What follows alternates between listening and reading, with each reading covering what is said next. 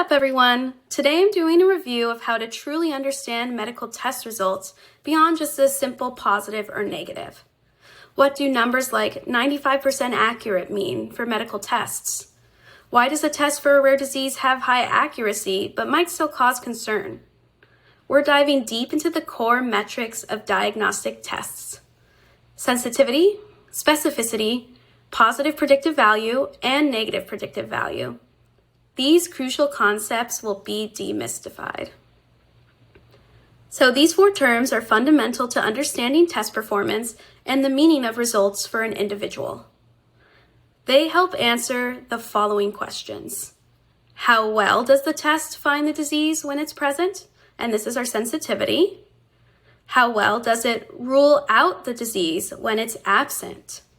And this is our specificity. If a test is positive, what's the chance the disease is actually present? This is our positive predictive value. And if a test is negative, what's the chance the disease is not present? And this is our negative predictive value. So we really want to think about these terms and gain a better understanding of what they truly mean. So I'm going to use a scenario to help solidify these metrics. So let's consider a new rapid test for celiac disease. We're testing a sample of 1,000 individuals, and 100 of these individuals will actually have the celiac disease. 900 individuals do not have celiac disease. So first, I'm going to have us find the sensitivity.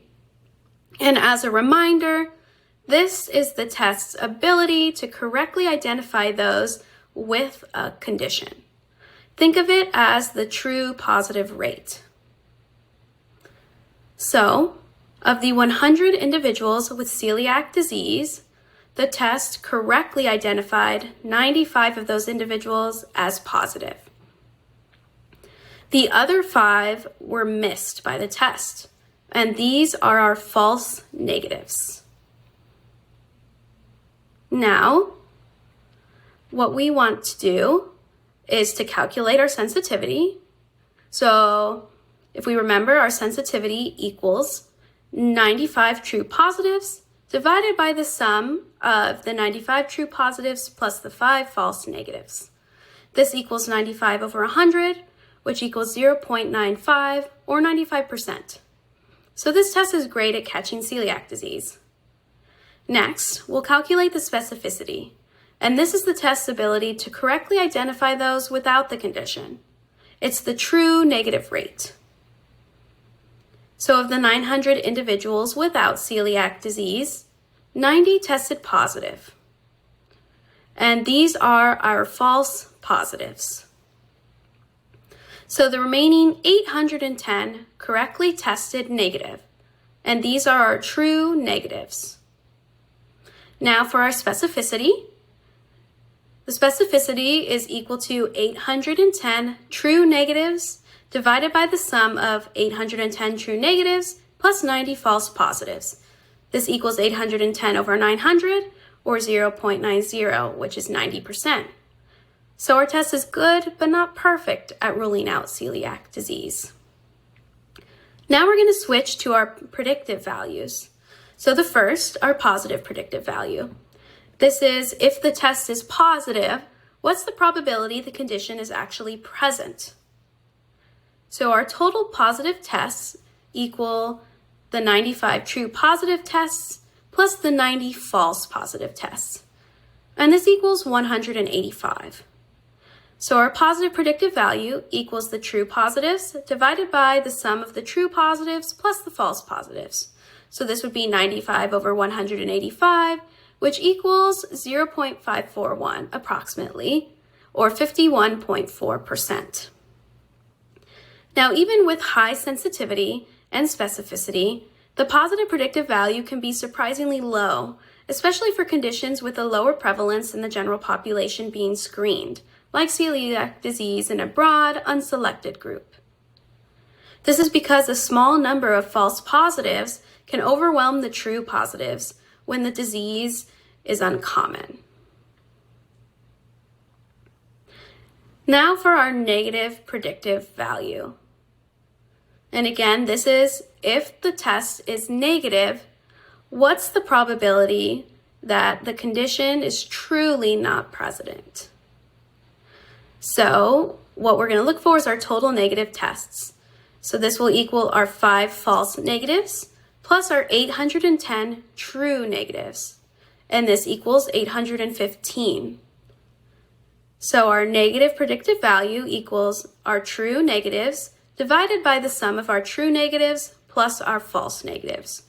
This equals 810 divided by 815, or approximately 0.994, which is 99.4%. So a high negative predictive value is very common, especially for diseases with lower prevalence, as most negative results will indeed be true negatives. A negative result for celiac disease often provides strong reassurance in this case. So the prevalence of the disease, which is how common it is in the tested population, massively impacts the positive predictive value and the negative predictive value, even if sensitivity and specificity remain constant. So our low prevalence would equal a lower positive predictive value and a higher negative predictive value, like our celiac disease example in a general population or newborn screening for rare conditions. High prevalence would equal a higher positive predictive value and a lower negative predictive value. So for example, testing for celiac disease in a family with a strong history or during the targeted screening of a high-risk group. All right, so now let's look at our key takeaways. Sensitivity and specificity describe the test's inherent ability to correctly identify disease or absence of disease. Next, our positive predictive value and negative predictive value tell the probability of actually having or not having the disease given the test result. Now, prevalence matters. Understand the population being tested to interpret the positive predictive value and the negative predictive value correctly. All right, so the next time a test's accuracy is mentioned, remember to dig deeper. Sensitivity, specificity, positive predictive value, and negative predictive value give a more nuanced and accurate picture of what a test result truly means. So whether it's for celiac disease or any other condition.